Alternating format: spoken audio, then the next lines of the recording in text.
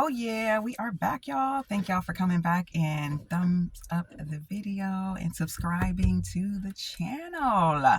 Yes, awesome. Thank y'all for being here. I hope you're having a pleasant moment. So, you are the light, right? So the light is already within you, right? We know that you have the light because when you are on your path and you found the purpose, the footing in the path, all right, the light is within you. The only way the light will diminish if you will allow the light of your purpose to diminish, you guys. So, you know the ways that can happen by you not being focused on it every day, by being lack of discipline, allowing people's projections to come in. Therefore, they're influencing you when you are the ultimate influencer. This is how your light can dim, and this is how people's light can dim over time. For one, they allow other people's influences, their projections, their will, okay, and their strength to be put upon you in your aura.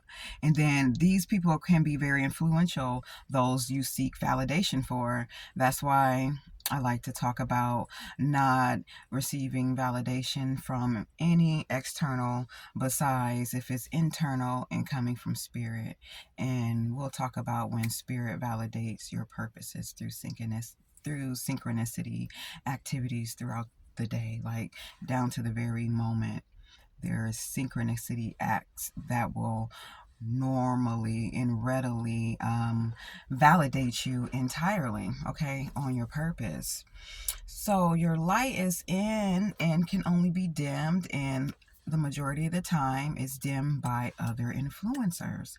These other influencers, you have to know that they have a spirit body too. They are being influenced by levels of spirit, okay? These spirits are working in the background, okay?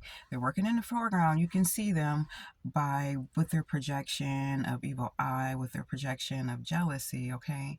But then in the background, in the darkness, you have these spirits that are operating as well, okay, on different levels, a form of that person thinking that they're really operating and helping you, right, expand, but they are being controlled by these other spiritual bodies. You have to know this because these are the things that we cannot see. This is why it's important for you to ground and be totally solid in your purpose and know who you are consistently, okay? Because it's not only a physical matter that's going on. You have spiritual beings that are influencing these physical body, mind, spirit, emotional conceptions as well to get you off of your path, okay? To get you off of your trend and to dim your light, thus further putting you back further, okay, in the motion, in your action where you need to be. Because you're on this ship, you're on this plane, so they come with their hard breeze and reflections and deflections and whatever kind of words they have for narcissism, right? And it's just blowing you all the way back, right? They're blowing you all the way back. So, you know, it's some air spirits, right? That are chit chat to these people who are attempting to dim your light. So when I talk about consistency of every day of staying grounded in your purpose, this is how and why you need to stay grounded in your purpose, because you never know. It could be people now or someone who come up in the future, and attempt to challenge who you are as a being. That's because obviously you're lit in this physical sense, and then in the background, in the spirit, they can see that light. And a lot of those spirits who aren't about like uplifting and abundance, okay, knowing all is all, and because they're on the realm of control, right? Control, so they can feed off your energy.